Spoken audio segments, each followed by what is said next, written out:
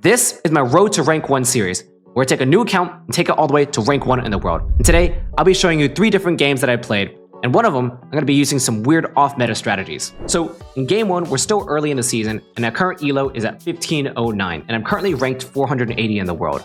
Though, this is only because it's very early in the season, and so it's basically whoever plays a higher volume of games. So starting off with this game, Black takes a 5-9-10 on the right side over here. Now in the second position, Orange takes the 8-4-3, getting the best or wheat, and points his road upwards, allowing him to get to both the brick port and the 3-1 port. And now it's my turn in the third pick. So the two options that really pop out to me is the 5-9-10 on the left side, or it's a 6-4-3. But I think the 5-9-10 is actually a bit better, as it's a little bit more consistent, because it pairs well with better spots. It goes well with the 6-5-11, it goes well with the 6-4-11, it goes well with the 6-3-11. So it's really hard to go wrong with the 5-9-10. You're basically always going to get something that's like pretty good. And I decided to put my road downwards on the 5-9-10 because I want to make sure to lock down that 5-2-3-1 port and double back onto the wood port, onto the 10 wheat. So red goes ahead and takes a 6-4-3, and red takes a 5-6-12 and points the road left with the intention of building to the 5-11, then building to the 8-10, and then building to the 8-3 over here, and playing the longest road game connecting all the way through here. So it's a very solid setup. And now it's back to me, and I have to choose where I want to place my settlement. And the two options really is it's a 6-4-11 or it's a 6-3-11. And I decided to take the 6-3-11 because the ore is super valuable. And I point my road right to the 5-11 on the off chance that I can roll an early 5 and win the spot to the 5-11. But wherever you drop the road on the 6-3-11, it's basically useless anyways. So I'm almost inviting red to plow me so I look even weaker at the very start, which, I'm totally fine with. With that, orange follows it up by placing it on the 2-4-9 down here. And he points his road down to the 6-2. And I think orange is going to be playing probably a very traditional ore wheat sheep position, where once they get on the 6-2, they're on double wheat, double ore, strong sheep. They also have the coordinated 4s, so every single time before rolls, they get a wooden brick,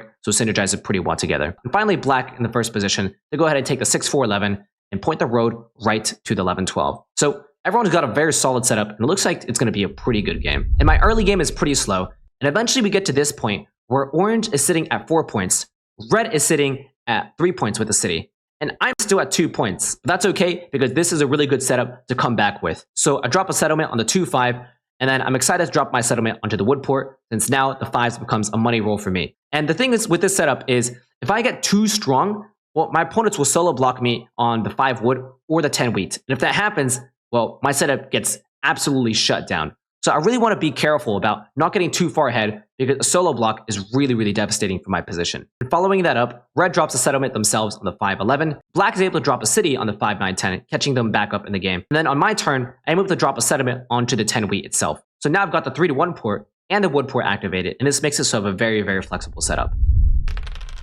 Does that 4 rolls again? Okay, orange has a savage turn. Plows necessary. You actually have to help right now with so many 4s. Show us your hand right now, black. Like, what is black supposed to do? I have 2 wood. Yeah, I've got 2 wood. I'm willing to sacrifice it. Any bricks? I'm willing to do something like this. Okay. Okay, red says yes. Cool. They just do that. We give 2 cards, and we do the plow. Nice, nice. Good job by red. He's like coordinating the game really well. So on red's turn, a 4 is rolled, and then on black's turn, another 4 is rolled. And black is at 8 cards, and this is where red starts typing a lot in chat. And he's saying, yo, we have to go ahead and plow orange here, because they're doing really good at 12 cards, with 2 night cards already played, and 1 dev card. So we're all getting lapped by orange. We have to do something. And so black goes ahead and shows his hand with a trade, and red goes ahead and makes a trade with black, and they go ahead and coordinate together to back plow orange, taking away his critical 3-1 spot. And that was a very, very necessary move by the table, and great initiative by both black and red to make that happen. Because if we didn't make that happen, there's a good chance we'd get stomped by orange in this game. So with orange at 14 cards, he decides to go ahead and drop 1 road, 2 roads, and 3 roads, and does a 4th one for 4 roads to fully plow red over here, making a claim for the longest road themselves. On my turn, I make a brick for ore trade with red, and with that, I'm able to drop a second city now on the 5-9-10. And suddenly, this position becomes very strong, as I've got ultimate flexibility with a double city, with both the wood port 3-1 and a ton of production. And I can choose to go for either largest army or longest road, whichever has less competition. Moving forward a bit over here, black on his turn, he rolls a 5, and then he plays a monopoly for a total of 11 wood. And now has a 20 card hand, with more than half of it all being wood. And so what he does with that 20 card hand is he does a double 3-for-1 with the wood and drops a city on the 6-4-11, bringing him to 6 points. then drops a road towards a sheep port and ports his wood one more time for a sheep, and then passes it to orange, and he goes ahead and plays a knight card, bring him to 8 points with 1 down dev card, and we're pretty sure that 1 down dev card is a victory point, as one of the monopolies we just played, and it's clearly not a knight card. If we don't rob orange here, he could potentially have some winning rolls. And so that's why I decided to go ahead and play my knight, and move it off of the 6 brick, under the 6 ore, and steal from orange. And with that, I go ahead and buy another development card, and it gets me another knight. Now I'll be looking to take the largest army from orange as my win condition this game, instead of going for the longest road. And now it's red's turn over here, and we need red to drop 1 road to take the longest road. And he's begging for 2 free cards, so he can drop 2 roads instead of 1. But after going through some back and forth with black, he ends up timing out and not dropping a road at all. And this is really, really bad, because now orange has some winning rolls if he can roll a 3. Just drop, you got enough to drop 1 road, so I'm not too worried here. He's gonna be able to take it. Okay, he passes. Cool. He passes, all good. I don't think orange can win just yet. They have an ore in hand. So we're safe for 1 turn, and black drops a settlement for 7 points. And orange's turn, he rolls a 10, so he doesn't have the automatic win, but we have to dodge the victory point for now. He buys the pull for the win, the miss, good, and he misses, so we're safe for now. So now it gets to my turn, and I've got this 9 card in hand. So I play a knight card, solo block orange onto the 8 brick, and a steal from him. And with that, I 3 for 1 my wheat, and I buy a development card, and I get the road boater. So I prefer to get knights here because I want to take his largest army, but the road boater isn't bad because it allows me to get onto the 8 wheat brick port, which is overall really, really good for my setup, since I still need to do a lot more things in order for me to win. So now it gets the red's turn, and he's looking for a sheep. I'm gladly going to take that 2 for 1 trade, and with that, red drops a settlement and drops a road, and that dev card right there is a victory point, so red is actually at 9 points too, as to take the longest road. So it gets back to my turn, and I've got a stacked hand one more time. I try to get 2 ores from black since the 9 just rolled earlier, but with 1 down dev card and 11 cards, it look a little bit too scary, so I decided to play the road boating first, and go ahead and settle onto the 8 wheat. And this 8 wheat is super huge, as now I get a second wheat spot along with the brick port, and it just opens my game up a little bit more. So I try offering a 3 for 2 with black. He says no. I do this for 1 dev maybe? So I upgrade it to a 2 for 1 instead, and black says yes to that trade. Cool, if he's interested, I'll take that. And with that, I buy a dev card, and it's a knight. So that's going to be my 3rd knight, and I need to buy 2 more if I want to take the largest army from orange here. At 9. Okay, let's see. Black at 8. I'm at 7. I just need to take the large army back. That's going to be hard. 2. That's good. It's clearly not a knight. He buys this. Got it. Cool, he buys a dev card himself. What's red's card? For a single ore? Okay, I gotta hunt that ore down. 1 orbit later, it gets to my turn, and I play a knight card. And I see that orange just 4 for 1 for an ore. And if I get 1 ore from orange, well, that's another development card, which could be my 4th knight. And that gets me closer to taking his largest army. So I really want to steal from orange here, but red is also at 9 points, and black could also be at 9 points. And black can also take the longest road too. So I tell orange, hey, are you willing to trade it to me? And I won't block you. And orange over here says, okay, but this is the prime spot to go ahead and lie, which honestly makes a lot of sense. And I recognize it in game, and I thought that there's a high chance orange does lie. But luckily, I roll a 5 no matter what. I poured it for an ore, and I'm able to buy another development card here. And with that, I buy my 4th knight. The game is getting very close now. Red is at 9 points. Black could be at 9 points. And orange, if they take road, they could be at 9 points. So it's very, very tight. Red at 3 cards can't do anything and passes their turn. Black then rolls a 7, moves it onto the 6 ore, and then he decides to pass as he can't do anything. And now it's orange over here, and he plays a road boater. He's able to take the longest road and puts him at 9 points, since that 1 dev card is most likely a victory point. On my turn, I play my 4th knight, and I block the 4 brick because I'm afraid of black potentially being able to take the longest road. And I'm begging red for a trade here. Like, hey, can you help me take the largest army from orange? Here, I'll show you my cards. So red goes ahead and does a 2 for 1 trade with me. And with that, I'm able to buy a knight. And this is my 5th knight. And so if I can play it, then I'll be at 9 points. So now it gets to red's turn. And this is what happens. Red will take back longest road, and I just got to survive black now, since black could win the game. I do have a knight card, so that's good. Black close. I mean, what are you trying to do, red? Black just road settlements. Black can't drop 4 roads at a turn. Like, unless he gets like road boater, then maybe. No, don't do this, don't do this. Next game. Sure. He's got to be trolling. No way is he serious. Why would you give up your own road? It makes no sense. So no deal between orange and red is made, and red isn't able to drop that road. It's pretty nasty as orange to give up that brick because you're giving away your own longest road, which is killing your own chances to win. But the problem is that it's a nearly forced move because black has a victory point, and if they have a road building, you're plenty, or Monopoly, they can take the longest road. And so if red is able to drop one road, it prevents black from connecting. And because we didn't do that trade, well, before rolls on black's turn, he plays a Monopoly for 7 wood. Does he just win the game? He's at 9 points for sure. I'll be at 9 points soon myself. And then I need a 3, like 3 plus 5. Smoke it if you got him black. Okay, he plays a Monopoly. He does take longest road. Wow, 8 points. Wow, he does take longest road to win.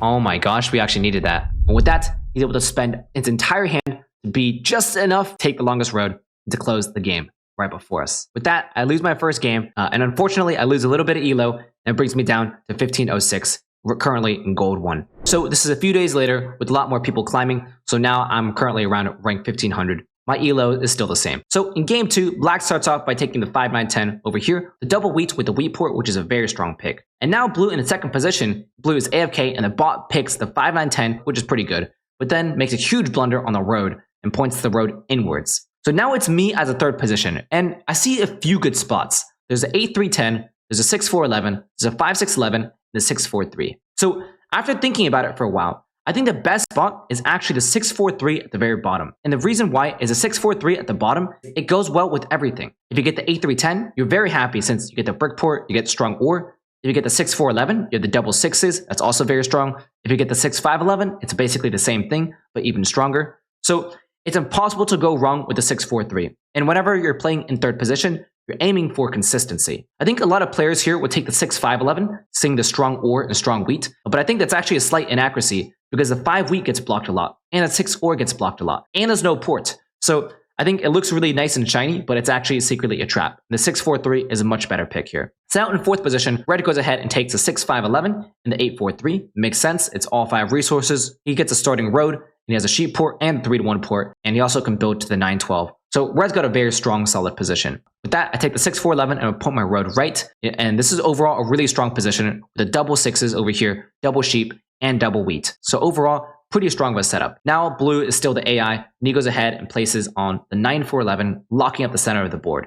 And honestly, this puts black in a pretty rough situation. And he goes ahead and takes the best remaining spot on the board for him, which is unfortunately the 5, 2. But it can still be playable if he's able to expand to the 6, 2, and then expand to the wheat port, and gets a city on the 5, 9, 10. But that's a lot of things for black to do. So let's go ahead and zoom through this early game here. I drop a road building to the 8, 3. Red gets their first point. I buy 2 dev cards. One of them is a knight. The second one is a road builder. But now I'm finally at this position where I'm at 8 cards. I played a knight earlier in the turn, so I can't play the road building and settle onto the 8, 3. And I don't really want to 4-1 my sheep for brick, because I know red is going to rob me the next turn. What I decide to do is hold at 8 cards, knowing that red has a knight card themselves, and they go ahead and play it. And this time they put it on the 4 brick, and I really, really want to rob me, but I choose not to because I'm at 8 cards. So if they can either rob me and take me to 7 cards, or they can simply not rob me and keep me over. And red makes the correct decision of actually not robbing me, keeping me over 8 cards, increasing the chance that I'll 7 out. But this play works really well in live play because Colonist makes it really obvious whenever you're at 8 cards or more because they highlight it. But this works really well when playing in person and live because you can just be like, oh, I'll just pass my turn. And when they play Knight, you can be like, oh, and shove your cards in front of them and be like, oh yeah, I'm definitely the rob. I know you're going to steal from me. And they don't always know how many cards you have. So you can almost induce yourself getting robbed if you do that play in person. Unfortunately, it doesn't work out as I'm forced to discard as black rolls a 7 and I'm forced to get rid of half my hand and then decide to dump all the sheep. I'd rather that than he steals one of my juicy cards, which would most likely be like, you know, brick or whatever it is. So it's cool. A few turns later, I get the brick and I'm able to play the road building, securing the 8-3, and I drop a road onto the 11-12, wanting to make sure I don't get plowed by red. The next orbit comes around and I drop a road sediment onto the 6 wheat, and now the 6 becomes a super strong roll as I get 1 ore and 2 wheat over here. And I get access to the backdoor brick port. 1 orbit later, I've got a big hand and I've got 7 sheep and I decide to port it off for an ore and buy a development card. And I get the Monopoly, which is huge for my game. I'm going to be using this Monopoly closer to the end game to go ahead and close the game without my opponents even being able to react. And this is good since I can do a huge brick Monopoly on red. Yeah, this is pretty nice. A huge brick Monopoly on red like makes us be super, super solid here. Now on the next orbit, I've got the 7 card hand with a bunch of sheep and an ore. So there's two choices I can make. I can port the sheep for a wheat and buy a development card. Or I can make the other play, which is to actually port the sheep for an ore. And the reason why I'm doing that is because if a single 6 rolls, it gets me 1 ore and 2 wheat. And that gets me a perfect city. And then 2 turns later, the 6 is rolled. I'm going through with my plan. And I'll drop a city onto the 6-4-11. And now I've got a very, very strong position. This gets me robbed a lot more, but it's cool, I think. Yeah, this is fine. It's pretty good for me. 1 turn later, I get an immediate payoff as a 6 rolls and then a 3 rolls. And my hand is absolutely amazing. And with that, I buy 2 development cards, both of them being knights, putting me in a very, very strong position. Red can still do a ton, but I've got Monopoly to take care of red, so I'm not the most worried. On the next turn, I play my knight card, a solo block red, and I buy another knight card. So now I have a total of 4 knights, 2 in my hand and 2 played already. Black goes ahead, plays a road building, and finally settles onto the 8-10. And now they're showing 5 points with 2 down development cards. On my turn, I go ahead and play a knight card and move on to the 5 wheat and a steal from red one more time, chasing the largest army. And I decide to buy another development card, and that ends up being a second Monopoly, and I'm able to settle for 6 points. Monopoly. Let's settle. There's a total of 5 brick on board. Cool. And I also have largest army next turn. It's pretty good. But I'm not out of the clear yet, as red plays a year plenty and drops a city for 6 points themselves onto the powerful 6-5-11. So now it gets to my turn over here. I unfortunately roll 7 and have to lose half my hand. 4 ones for a wheat. Let's see. That's pretty bad. I've dumped the road materials because I don't need to settle anymore. And I solo block red and I get a sheep. And with that, I buy 2 more development cards. It's 2 more knights. So I go ahead and play knight card to 8 points. I have 2 monopolies to help me close the game. And honestly, at this point, there's not very much my opponents can do. I don't need that many knights, but this is pretty easy to clean up. Yep, this is pretty easy to clean up. I can always monopoly the brick too. Okay, there's ore. 4 ores on board for me to mono. Never mind, there's a lot less now. Tons of wheat and sheep. I can mono the sheep always. But let's go ahead and, let's just go ahead and monopoly the sheep, just because there's not going to be much time left. Why do you want to monopoly the sheep though?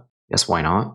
Because you're going to bet to win anyways, so this is just a good monopoly time. It gets back to my turn, and I play a monopoly on 9 sheep. And with that, I'm able to drop 2 cities, putting me at 9 and 10 points, and allows me to win the second game, putting me at 1538 elo, ranking me up quite a bit. That was pretty easy. Very short game, basically had everything. This is a very strong setup. 33%. I'm currently ranked 948. Cool, 948. There we go. Now let's move on to the third game, where I play a pretty off-meta strategy. So black in the first position takes a 5-8-10. This is by far the best spot on the board, and that is a best wheat spot on the board. And there's also a nice 3-1 port onto the 8 brick. So now it's me in second position. I think the most common spot that people would take here is actually the 5-9-10, locking up the best wheat on the board. And the reason why the 5-9-10 is pretty good is because, well, there's a lot of ore on the board. And if you take the 5-9-10, well, you're confident you're going to be getting the ore. But I think there's a spot that's even better. And that's actually taking the 6-9-2 at the very bottom. And the reason why this is really good, because 1, there's a wood port over here, which is pretty good. 2, you can always build to the 2-5, which is very, very good with the brick port. And 3, on low wheat boards, you actually want to be playing a wood brick setup. When you're playing ore wheat sheep, you're very heavily reliant on there being a lot of wheat. And if there's not that much wheat in circulation, you don't want to play a strategy that heavily relies on it. So I think most players here would take the 5-9-10, but what I think is actually better is the 6-9-2, and I decide to take that and point my road downwards on the 6-9-2. Now, in third position, orange takes a 5-9-10, which makes a lot of sense. Again, it is a really, really strong spot with the best wheat on the board, and you get a 3-1 port. And blue follows that up by taking the 8-4-10 and the 6-4-11. But I think blue makes a big, big mistake here by not pointing their 8-4-10 left to the ore port, because they're on 3 spots of ore, and if they can get the ore port, well, it solves a lot of problems for the game. Now, it's back to orange, and he goes ahead and takes a 6-3-11, getting the starting wood brick and the best ore on the board to pair it with a strong ore wheat sheep position. And now black takes a 3-4-9, getting wood and ore, pairing them all up together so he has all 5 resources and has a very strong expansion onto the 3-6. So the early game begins, and not too many important things happens. People drop roads, but on my turn, I offer this 2-for-1 trade with orange. There's wood sheep for a single wheat, and orange actually decides to say yes, and that's huge for me because my wheat is super, super rare. And essentially, that saves me from doing a 4-for-1 trade. So I'm very, very happy with taking the trade, even though it's not a perfect road settlement. With that, I drop a road, wanting to double up on the 6 brick, because a brick is actually pretty valuable on this board, and it also gets me access to the wood port. So 1 orbit later, I'm able to drop that settlement, which makes me pretty happy. Both orange and blue are able to drop cities, putting them in very strong positions to play or wheat sheep. And something that's really interesting is orange actually decides to drop a road onto the ore port instead of the 3-1 port first, essentially wanting to lock out blue from any ideas of the ore port. I think orange probably should have actually upgraded 5, 9, 10, since this wheat is so valuable. And also orange should have road settled up here. That's a mistake. 2 mistakes. Cool. I think a road settlement here is good. A road settlement here is also not bad either. I think this is, I'm actually going to turn this into an ore wheat sheep position. I think it's probably the best move. This looks really scary. If I get plowed, and it looks pretty bad. But 9, 10, 11 is good production. It's hard to go wrong with this. So now on my turn, I go ahead and drop a road onto the 9, 10, 11, wanting to prevent black from going ahead and backplowing me onto the 9, 10, 11. Because this spot is super, super key. Because if black is able to plow me onto the 9, 10, 11 and drop these 2 roads, that completely destroys my road game. Because now black can go ahead and connect all the way across the center. It really puts me in a nasty position where it's really hard to fight for the longest road. So I have to defend the 9, 10, 11 spot. And that's what I do. A forward is rolled on orange's turn. And now it's blue's turn over here. Break for that and an ore? I'll typically take that, but I'm over is the problem. He's really looking for a brick. I say no to it first for the trade. No one has wheat. And then he offers a 3-for-1 trade. 2 ore and a wood. And I think about it and I snap yes to that trade. It's a bit too juicy. And yeah, this is my 4th one for wheat here. But yeah, who knows? Who knows? If I 7 out, I 7 out. And I don't mind progressing. It does put me over 7 cards, but it's also a 3-for-1 trade. So I'm more than happy to do it. But it shows me that blue is pretty impatient and I can get some good trades off of him. So even though we're all at the same amount of points, I'm expecting that it might take him longer to win because he's going to make a few mistakes. It gets to my turn and I make a slight mistake here. I try trading for wheat and sheep, looking to settle on the 9, 10, 11.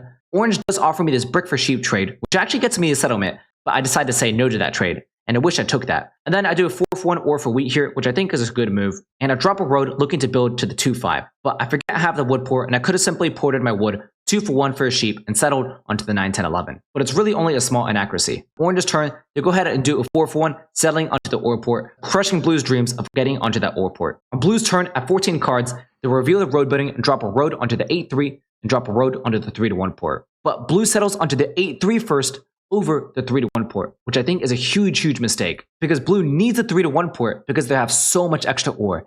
And the sheep port isn't really useful to blue at all. Anyways, he goes ahead and buys a dev card. Cool, he plays a road building here. Makes sense. Settles. But it's a mistake. He should be settling here first. He's making a lot of mistakes here. That's why I kind of knew blue was a bad player. It's on like, just do whatever. Skipping over a few turns, I'm able to get my settlement onto the 2-5 and a settlement onto the 9, 10, 11. Which puts me in a very good position, as now I have the wood port, and I've got myself access to the precious wheat, and I've already got a stack of ores in hand. This is good. This is also not bad.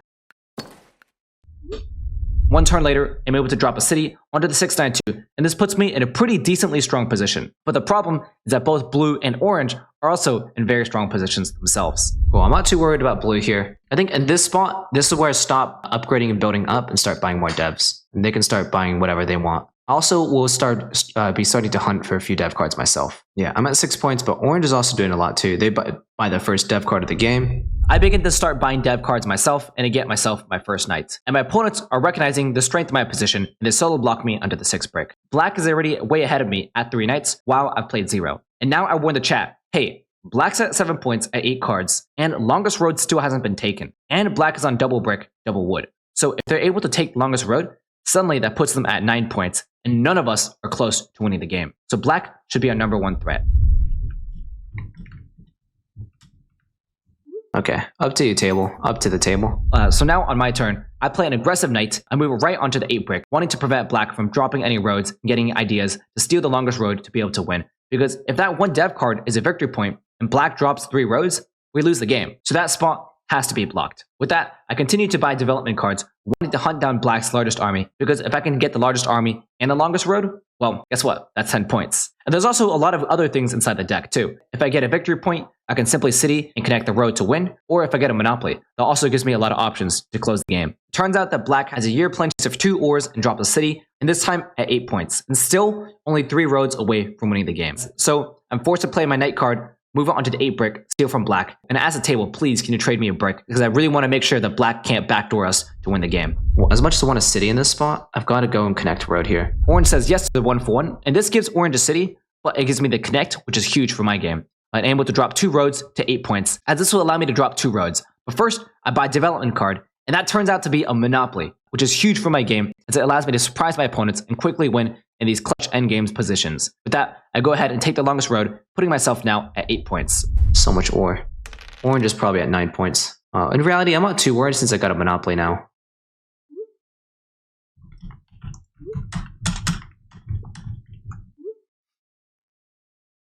Okay, they drop a city here. Let's see. Tons of ore again on the board. That might be a wood monopoly. Let's see. Does he use all his ore right now? There's around 8 ore on board. He doesn't have a monopoly. I think all the VPs are gone. I think you need the double city to win. City, then city. It's probably the right move. He's thinking if he wants to port his ore or not. Does he want to dodge monopoly? Does he go for the city or the settlement? Drops a road. Okay. 11. I think if that's the case, you probably have to monopoly the ore, huh? You can monopoly wood, but I think ore is probably the best move. 14 ore. That's pretty good. Now it reaches my turn, and I play the monopoly card for a total of 14 ore. It devastates the board, and I'm able to drop 2 cities, which allows me to close the game. That's 1. And then that's 2. There we go. Easy game. Yeah, this was very nicely paced. But also, if I didn't draw the monopoly, this game would be different. But if I drew a victory point instead, that'd be pretty nice. I gained 32 ELO points, and now puts me at 1570 in terms of ELO. So let me know what you think about this format. I'm always looking for your feedback. Thank you so much for watching, and I'll see you next time. Bye-bye.